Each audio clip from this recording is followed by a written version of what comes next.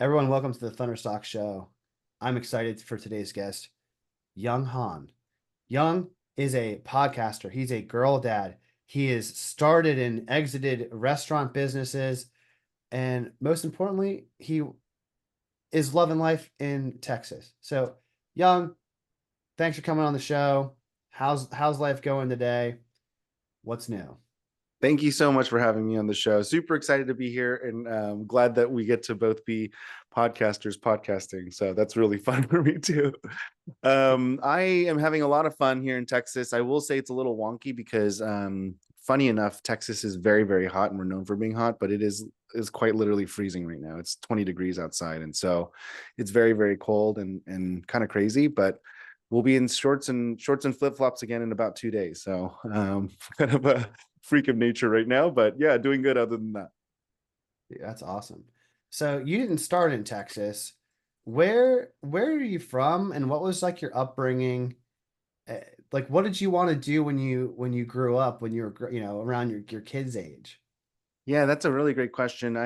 So I grew up in the Bay Area, so San Francisco Bay Area, born and raised, and lived there my entire life up until about 5 years ago. And I moved here through kind of like a funny little midlife crisis I had. I kind of fell apart, and yeah, then I just kind of up and moved to small town Texas 5 years ago and haven't looked back.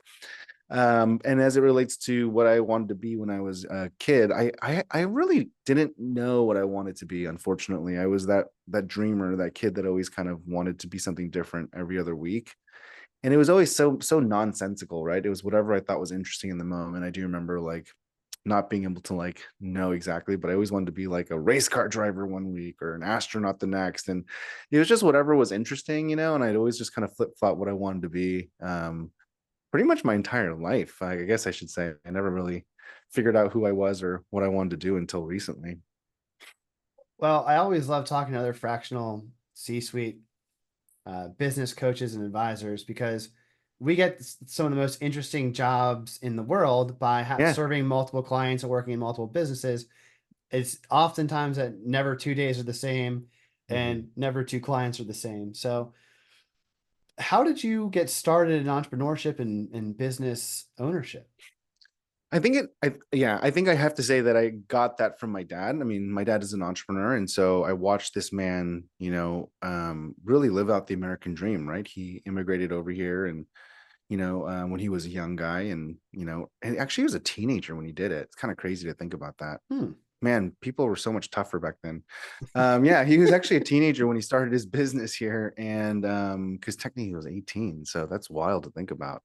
So, long story short, he started a little liquor store in Oakland, and it wasn't the most savory location, and it was kind of an impoverished neighborhood, and watch this man like move us around, and just build the next business and then get a little bit bigger and then build the next business and get a little bit bigger. And he moved us around like I want to say half a dozen times and just watch this man build his socioeconomic status from the bottom to very comfortable. And I think that really like one made it very approachable for me, kind of, so it kind of like steeped a little bug in the back of my mind, like because it's just Hmm. just the association awareness of it, right? And so although he really encouraged me to be good at school and get good education and go get a good job, I just like it never stopped that like that tick, and I think he accidentally injected me with the bug as well. And so I started my first business the moment I turned 18. So the moment I became an adult, I signed for a business license and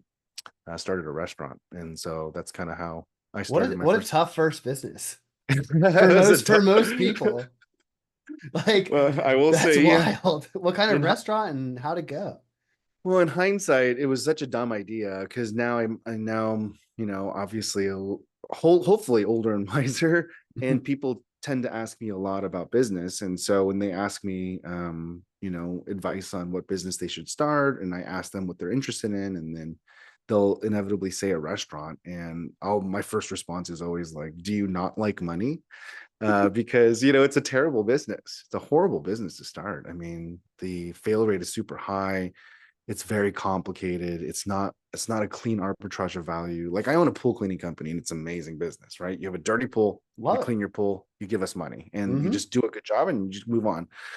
But a restaurant isn't like that, right? You have food spillage, you have like inventory management, you have staff and multiple departments, you have food safety, you have perishables, you have everything. Just everything is like complicated, and there's all these variables in it. And then on top of that, the margins are super, super razor thin until you get to scale, right? And so, Mhm. just a very tricky business. But I was just It, drinking with my college friends, and we started talking and talking and talking and talking, and we did what every college kid says: I want to open up a nightclub, or I want to open up a lounge, or I want to open up a restaurant. And right. everyone has that moment in college where you like joke around how cool your nightclub or lounge will be. And then inevitably we kept getting drunker and drunker, and then me and my one friend were just like, let's just stop being like everybody and talking about it. Let's just do it. And then we made an agreement at like 1 a.m. to like do it. And then the next day we both woke up and started the process of doing it. And then it was a really funny story because we sold it 2.5 years later. And I told her that, hey, in full transparency, now that we sold it and we're done, like, I actually never wanted to do it. I just made that commitment to you. So I just kept going with it. And she looked at me and she goes, there's no effing way.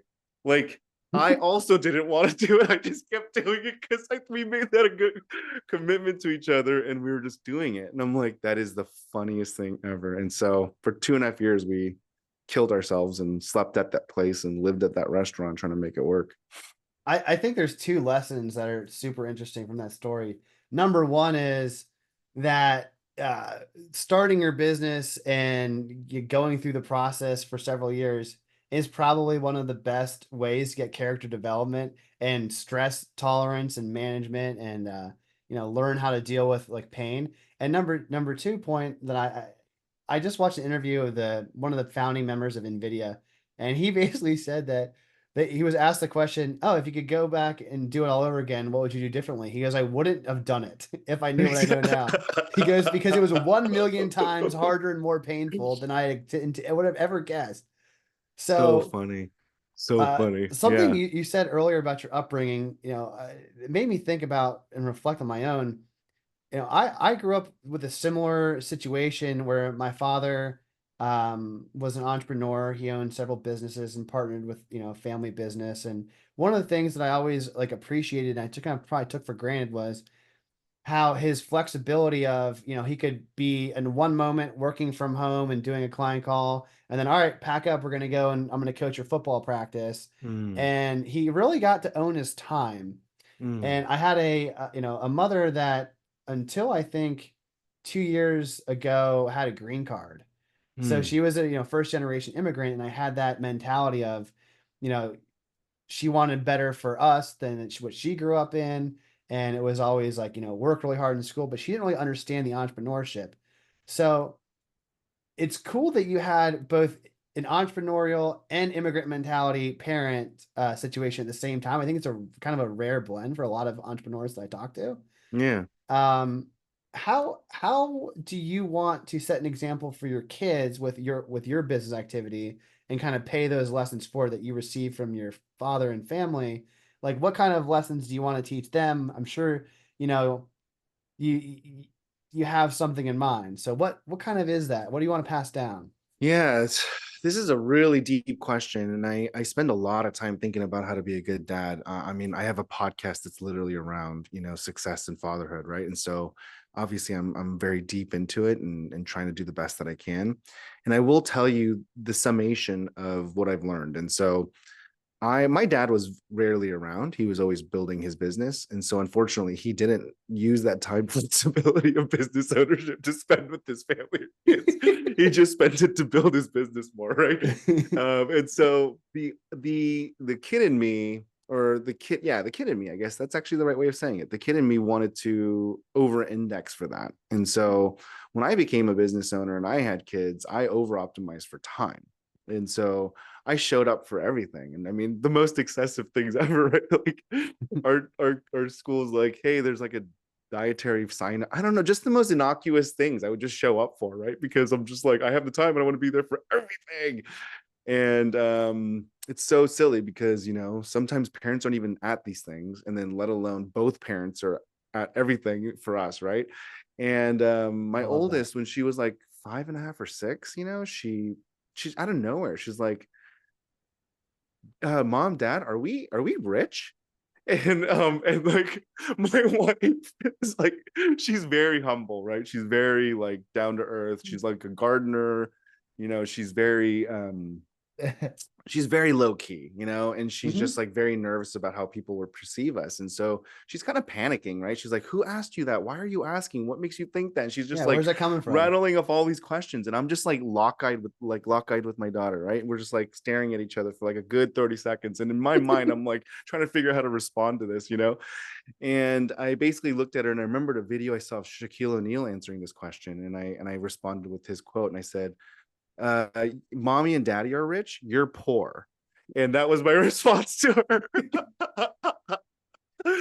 And then after that, I started going, I mean, the context is that I think that no matter what I say to her and what I say to my girls, they're listening, but they're more watching than they're listening. And you have to Mhm. exude the human being that you want to be. So you can't just tell them to be the kind of human being you want them to be. Unfortunately, I realized that you have to be the human being you want them to be, because they're benching off of what they're watching, not what you're saying. And I immediately stopped optimizing for time. And so, I mean, it sounds really crazy, but I actually started working harder and sacrificing going to things to build something more important. And I would consciously tell my kids, like, I can't go to your thing, because I have to build business, and I have to make money for us, and I have to strive for greatness so you have a better life. And just having these moments of like conversations, but also trying to show them. And I'm not sure if I'm doing it the right way, but I do know that they have a better concept of how expensive things are now, right? And they have a concept of like how hard it is to make a dollar.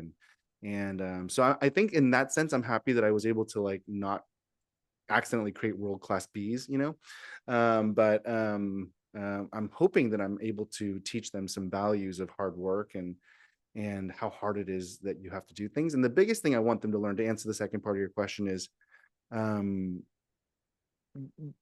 to basically push for what you want, right?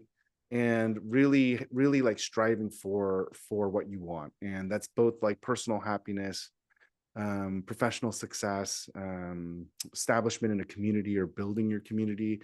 Like all these things take effort and work, and you can achieve it if you put your mind to it and you strive for it and you work at it. It's not going to be easy. It's not going to be comfortable, but if you apply yourself and you make sacrifices, you can achieve what you want. And that's really what I want them to learn. It sounds like part of your initial investment of time was to do a course correction from how you grew up, and you're like, I want to Yeah. make more time than my dad. But then Mm. you're like, oh crap, I don't want them to lose the lessons that I learned watching how hard my father worked for the value of a dollar. Because, I had a similar interaction with my daughter yesterday. She's going to Disney on Ice with my wife tonight. And she goes, Mommy and Daddy are going, right? We're all going to go in the car to get Disney. My daughter's almost 3. So for Mm. context, like that, I'm fully anticipating that 5-year-old conversation you had with your daughter is happening sooner than later for me too. Yeah. And it's like, no, daddy's not going. Oh, daddy has to work. Yeah. She goes, okay, I'll work with daddy. And then when she works with me, she has her own spot, Oh, and she has like a tablet where we have learning games and stuff. so sweet. So And sweet. and I'm like, I like these moments where it's like, yeah, just because daddy has to work doesn't mean you can't chill with daddy. Like, doesn't mean that you're not involved. So Yeah. That's actually really interesting. Oh, sorry. Go ahead. I cut you no, off. I was just going to ask a question with you. It's like, how do you integrate both the personal and business to maximize for both? Like, is that? I I mean, I'm sure you're conscious of that. Oh yeah, and I have actually more recently over the last year been exploring this concept of just like work life integration, and not like in the cheesy I'm anti work life balance and I just mix it all in, but like Hmm. literally like bringing my kids in. I had a friend of mine who's very successful, and I've been kind of asking him like how he does it, and I actually had him on the show, John Pohl, if you want to go back and look at the episode. But he basically owns like a bunch of cafes, and he's owned them for decades, and they're doing really well. And then that's allowed him to buy like 6 7 other businesses and invest in like 20 30. Anyways, he's very successful. And he was talking to me about how he just brings his kid to like the GC meetings when he does like large scale real estate developments, or he'll bring them to the cafe and throw them on the register while he's busy meeting with the vendor or whatever like that. And I'm like, wait, what do you mean? He's like, what do you think they're going to learn in the third grade that they're not going to learn in business? And like at the end of the day, are they going to remember anything if you like pull them out for 6 hours or for a day? And I'm like, that's a really interesting point. And then two, he's like, you don't think that they're learning by actually being around those environments and actually doing those practical skills? And I'm like, I just didn't even know you could do that. And he's like, because I thought the schools get really upset. And he's like, yeah, let them get upset. It's your kid, it's your life. Like, do what you need to do and do what you want to do. And I'm like, it's a really good point. That's such a good point. It's a really good point. So last year I went to a pool expo. I own a pool cleaning company, and I went to a Mm-hmm. pool conference to go meet with some investors and vendors and some private equity guys, and just brought my youngest with me, and put her in a little Blue Ocean Pool Service shirt. And so we're matching gears. We're walking through the expos, taking meetings, and I'm going to these meetings, and people are like, you could bring your kid to this? And I'm like, I did. Is it okay? Do you care? And they're Yeah. like, no, I don't care at all. I wish I brought mine. This is amazing.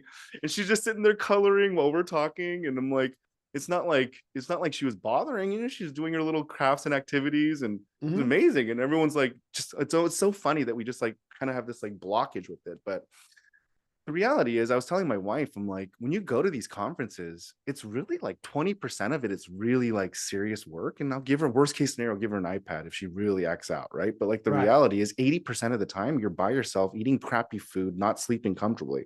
I'm always wishing I had my kids with me when I'm at conferences, because 20% of it is work, 80% of it is just crap. Mm-hmm. Man, that's so interesting. It brings me back to a childhood memory. My father was in commercial real estate and had other businesses too that he, owned. And I don't remember very many days of sitting in school, like studying and working really hard. But I do remember the times where he pulled me out and on weekends where I had to go to client sites and watch him like negotiate and talk to clients and like sit in his office and listen to him on calls. And Yeah. and someone that knew me, that knew us when we were younger and now today, they're like, man, you have so many of the same mannerisms and you talk like your dad. I'm like, oh, I probably don't even recognize that I learned Yeah. it from going see him at work. Yeah, So, that's it's a really good point. I mean, I know it's not a question, so I apologize, but I have to tell you this oh, story go ahead, about please do. my wife and I are, she we I'm just, it's kind of controversial, but I actually don't I'm not saving for college anymore, and I'm also totally okay not going to the school system. And my wife obviously is super PTO. She's like involved. She's like a room mom, and like she's all about the school. And I think it's great. I'm not saying it's bad. I would not mind if we homeschooled. Like it doesn't Mm-hmm. bother me one way or the other at all. Cause like the more I think about the school system and like how it's structured, it's not meant for, You and I, no. And I failed in school. I just sucked at school, and I'm fine. Like if anything, like I feel like the critical skills to think are not created in school. They're it's good for social cues, and it's good for learning how to make friends and understand that people are mean and bullies and nice, and I get that, all those things yeah, that you like have to that learn. lesson is true, I You have to guess. learn those things. I get it, and I can't teach that to my kids. So I get that. But other than that, like, like critical thinking and creativity, and like, for example, like I was trying to like talk to my, daughters, because now they're starting to figure out who they are, and they're becoming 8 years old. And so they're a little more like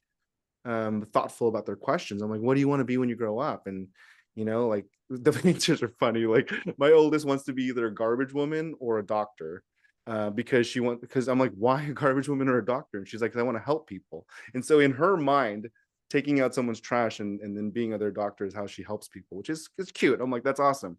And then the next question I ask is, well, why would you want to be a doctor when you could just like own a hospital and then hire doctors? You could help more people. And she's like, no, no, no, I want to be a doctor to help people. Obviously, I'm trying not to project the entrepreneurship mindset onto her too much so she can kind of find her own path. But it is funny to think for me, because I'm like, I don't know if, we teach that in school. Like, we're not teaching them to think like that. Like, well, if you really want to help people, the maximum impact you could have is by creating the facility that houses 100 doctors so you can help 100 people. I mean, you can have 100 doctors helping people, but that kind It of conversation won't happen in school. More than likely won't, you know? and I think that you can say the same lesson to each of your children, and they may take the lesson in a different way. So Yeah. one quick story based on that is my mother, she was the only person in her entire family that lived in the United States, right? Some of the people never even left their small town. Um, so she told my brother and I, do your homework. That was the most important one of the lessons we always remember. It's like, no matter what you do your homework. So now my brother's a math professor and he always did his homework, took that lesson very seriously and like excelled in school. And I just work from home. So Yeah. like we both did our homework. I just, look, oh, work from home and then I do homework professionally.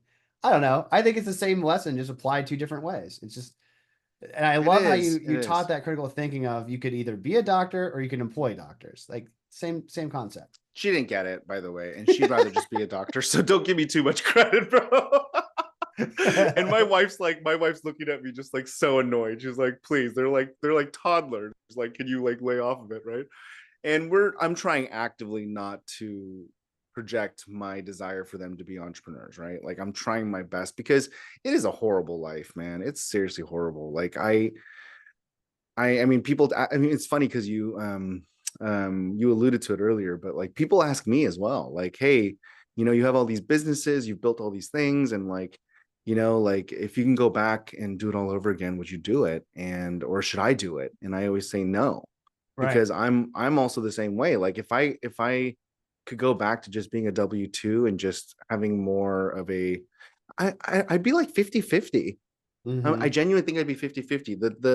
The hardships and the pain to build this level of comfortability through entrepreneurship is not comfortable at all. And the amount of pain is like, it's just a lot, the doom and Mm-hmm. gloom of making payroll, the doom and gloom of, having people rely on you, not to being able to depend on a paycheck to feed your, like, there's just a lot of stuff that people don't realize how risky it is and how bad it can get.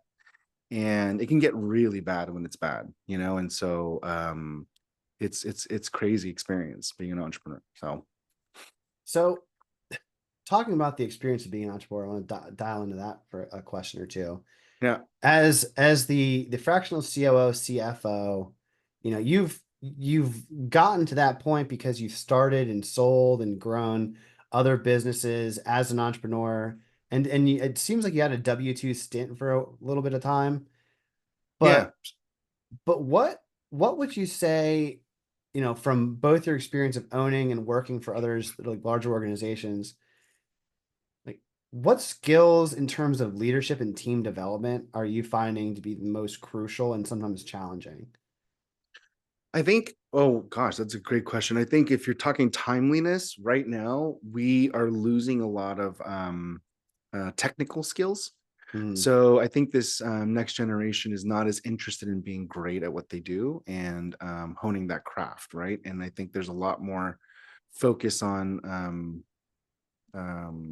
balance, which is good and bad. I think it's great that they're a little more evolved than us, and they're a little more normal, and they consider like the balancing of, your technical skills versus your mental health and your physical health and your social everything. They're very balanced, and I think that's great. But the problem is that in order to continue economy and grow economy in the macro, like you do need to be able to provide a valuable skill in exchange for money or growth. And it's like harder and harder to find people that want to continually hone their craft.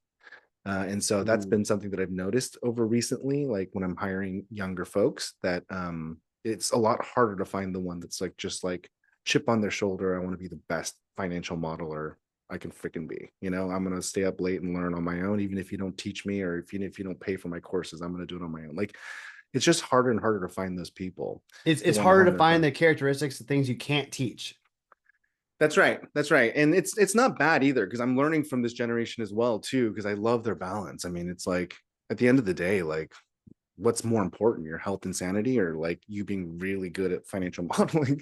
You know what I'm saying? Like, so I respect it as well. But I think that's something that I've noticed is like missing, because once you have that technical skill and you can provide really good value with that technical skill, then you have the opportunity, and I'm not saying you should do it, but then it gives you the opportunity to start a business by providing that valuable skill. It makes a hedged bet for you to go into the market to see if you can actually sell it for money.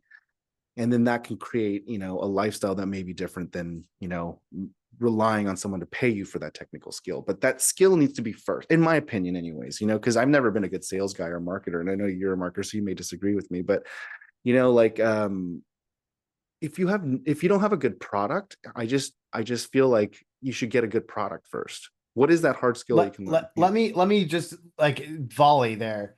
You know what the easiest thing in the world is to market a good product?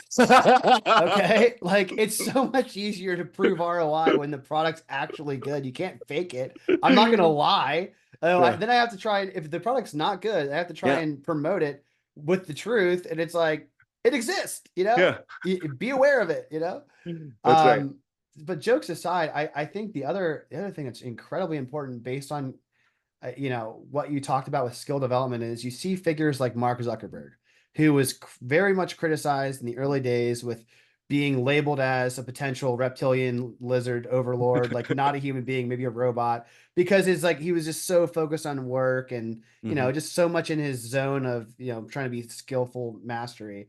And then you see the Mark Zuckerberg who's most recently on Joe Rogan with like I'm into jujitsu and surfing and Yeah. hunting, and his Yeah. like now he's investing in that balance, and it's a bit of it's probably PR, like right to try and get Totally better PR. brand, Yeah. Yeah. like totally Absolutely. brand affinity. But one of the lessons that an everyday person can learn is like it's a lot if you can sacrifice the pain and effort up front to get master at skill, it's probably equal to or more rewarding on the back end to like get that balance.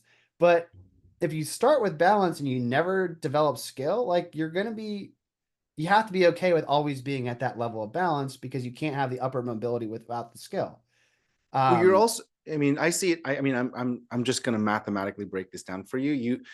You're basically creating a hedge against your rock bottom.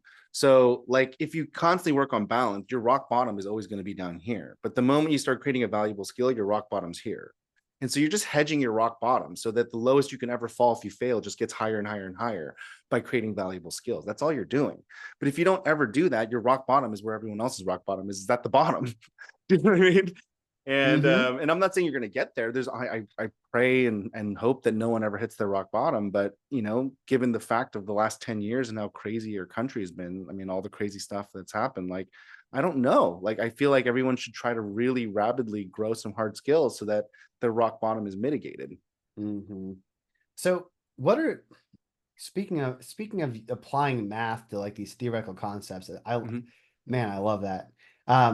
What are some of the ways that you have a roster of clients that you serve with your fractional business and your coaching, and then you have businesses that you own, and you have to do that as well. What are some of the things that you look for that make a business or a client a good fit for your unique approach, and how you do fractional CFO and COO? Yeah, so for me, it's a very specific type of client that works well with me. I'm fairly unemotional as it relates to business, um, and that's mostly because I believe that most businesses that are sub, $5 million a year in annual revenue are stuck because of the founder.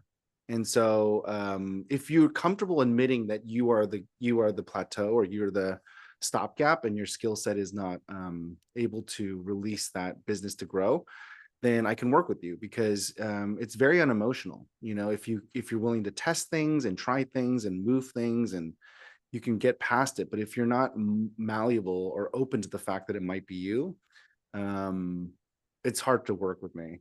Because I will inevitably, you know, call a spade a spade. It won't work with me, right? Because I just will say, well, you say you want to grow at all costs, but you're also not willing to change the color of this to blue to test it. That seems really weird to me. Something's not making sense. So either you Right. don't want to grow, or you do want to grow at all costs. Like, I don't know, pick one or the other, but something's not making sense to me, because mathematically speaking, we should be trying all the variations and seeing what has the lowest cost in time and resources for the highest ROI. Sure. And you're literally telling me that you'd rather lose money and make inefficient choices because of an emotional subjective feeling. I don't understand what you're talking about here. So one or two things have to be untrue here for this to be accurate. And so if that's the case, then why'd you hire me? Man. Like, and so that's so you have I'm gonna to be. clip that. I'm gonna clip that because I wanted to say that exact response how you phrased it. I've probably been more wordy and around the bush, but that was pinpoint. As someone that Yeah, used to if you teach want. that used to tutor logic, you just did a master class in Logic 101. Well, it's like, if you just want a sycophant to tell you that you're right and that you're awesome and it's everything else's fault and everyone else's fault, and it's all extremes, like, then go find someone else. I'm too busy building my own businesses. Like, my thing is that, like, people ask me, how did you do it? It's like, just be unemotional. Like, I own a pool cleaning company that'll do $4.5 million in its fourth year of business, and no acquisitions. I just built it from scratch. Just built it using good old math and calculations, and just let the business be successful. It wants to be successful if you kind of You get out of the removed your emotion. ego. You That's removed right. your ego. That's something you That's can't right. teach in school. That's right. And it's really hard for business owners to understand that they're the limiting factor for their business. Mm-hmm. Your bathroom's dirty and it sucks. It's because you suck.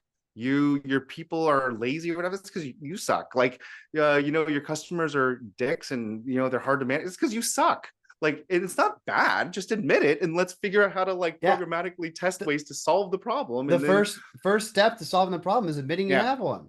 yeah. But then once you get past 5 million, I give a lot more levity, because now you have a team of executives that are also qualifying what is allowed and what's not allowed. So then it becomes culture, right? So, like, then you have a culture and vibe that promotes that company and operates that company. And so that's where I like to get more involved. So if you're post 5 million, I don't like to coach you anymore. I like to, like, physically get involved, because that's when I want to be a fractional, because I also want to permeate my mentality into the culture, and then that helps that company move forward faster versus me trying to coach like 4 or 5 different executives So that are post permeating 5 culture. million. And do you primarily do like direct to consumer? Because the pool cleaning company, there's not too many B2B companies that are going to want pool cleaning. It's more direct to consumer or B2C. Do you prefer B2C? I know the restaurant was probably B2C primarily, right? So Or is that not something you have in your ICP, how you yeah, I segregate? don't have a industry. I mean, this is the terrible thing, because I just do operations and math. And so Mm-hmm. I'm a process builder, a systems builder, and a financial modeler. So I do strategic finance and I do process improvement, right? And so the reality is, like, I don't actually care what you do. So I've worked with mental health companies, I've worked with AI companies, I've worked with life science companies, I've worked with blinds home services companies, I've worked with I mean, it's a crazy list of companies that I've worked with, but I focus on the 75% of all businesses that are the same. So everyone's like, no, my business is unique. And it's like, yeah, it is. But it's like, realistically speaking, you still need a strategic plan. You still need to make decisions on what you're going to do and what you're not going to do right now. That doesn't negate, doesn't matter how unique your business is. You still need a way to pay people. You still need a way to qualify how good their work is. You still need a way to qualify. There's like things about the business that are all the same no matter what business you're in. And I think that it's a lot larger number than most people give credit for. And I think it's like 75-80% of business is exactly the same. And the 20% is what makes a difference. And I don't care about that 20%. I still don't know how to clean a pool. I, like, literally don't know how to even measure the water. I don't know how to do anything with my pool. And I am fine running this business. Does that make sense? I think it makes more sense, dude. You have this way of taking complicated things and making it make a lot of sense in a few sentences. I think that part of what I do is try to focus on the 25% that's not the same and try and communicate that to others, Yeah. right? Because that's how you differentiate yourself in the market. Yeah. And like It's I'm all about marketing. trying to, but you're like, hey, let's fix what is the same, which is the bulk of your business, and like let's Yeah. optimize and make it better so that you can not be the stop out and constrain your own business, That's which right. is what gets me excited about talking with people like you, Young, that do what I do in terms of the function, but do it for the other side, right? Yeah. Man. So we're definitely on the other side of the coin for sure. Yeah. So it allows for people to be creative, right? Because if you can get the business to be boring, or at least the boring parts to be very, very reliable and consistent and quite literally boring. I mean, I actually say that to clients. I'm like, make your business boring. Like if we can make this business so you're not like catching hair on fire like every 2 weeks, and you know, like that's success, because now mhm. you can spend all your catch on fire hair time on something that's more meaningful and fun, like doubling your business, going to a new vertical, going to a new horizontal, building a vertically integrated subdivision or new product. Like that's where you should be catching your hair on fire on fun stuff, like not on the boring stuff. Like, how do we miss this or how do we do that? It's like, well, just do the administrative work of building a process and managing it and maintaining it until it's boring. Yeah, I couldn't agree more. So one last question on tactical part of business is you have your own business operating system that you coach and deploy for clients and within your own organization. One of the things that was most helpful and transformative in my career, and which I apply to the businesses that I work with now, is not my own, but I've essentially been involved with entrepreneurial operating system EOS, Geno I Weapons love Program, EOS. Love EOS. since 2017. Oh, wow. And so the majority, like every year that I've done leadership, I've either had an implementer or been self-implementing. How is your system similar and different to that? And Mm-hmm. what brought about you creating your system? Um, I don't even know if I can say this. I'll tell it to you privately. I will tell No, you no that worries. yeah, but I will say that the EOS system is amazing and the book traction is awesome, and it's all same, it's all the same stuff. And I will tell you that like my system is no really not really that different from any other operating system out there. Sure. A- And the reality is there's really nothing in business that's new technically. It's just everyone's synthesizing it in a new sequence and order. And so the reason why I like mine over EOS is that it's more agile, and it doesn't use all this fluff words that you have to learn, like this kind of like new language you have to learn, like rocks and top 10. And there's like things that are like very proprietary to EOS that you have to like subscribe to and learn. It's like almost like engineers complaining about having to learn like an archaic language, right? It's like, oh, you're making me learn your proprietary language to basically Mm, work in your system. It's like, it kind of annoyed me a little bit. Like, yeah, I never loved OSHA. well, yeah, exactly.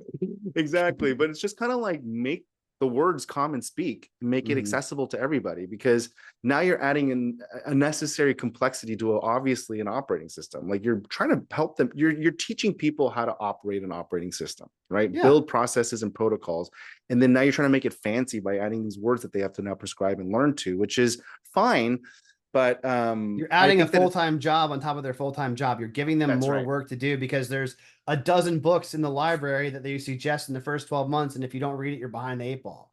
That's right. And I think that it misses the point, right? Because like for me, um, I feel like EOS can work for any size businesses, but it's typically really good for those people that can afford it, because you're paying $4,000 to $15,000 a month for an integrator and an implementer. Like it's expensive, you know. And so you're talking about businesses that are already at the stage of like making $2 to $5 million in EBITDA, and that's not who needs operating systems.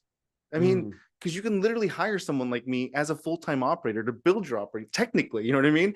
The people that need operating systems are the ones that are like, oh man, I have a business, I'm making $500,000 a year, like I actually have something, but I don't know how to scale this function expertise and this valuable skill to the $1 million mark. I don't know how to scale this into a business. I'm so good at what I do, I got it to $400,000 or $500,000 a year. Like that's a good business. Like let's take that skill and scale it.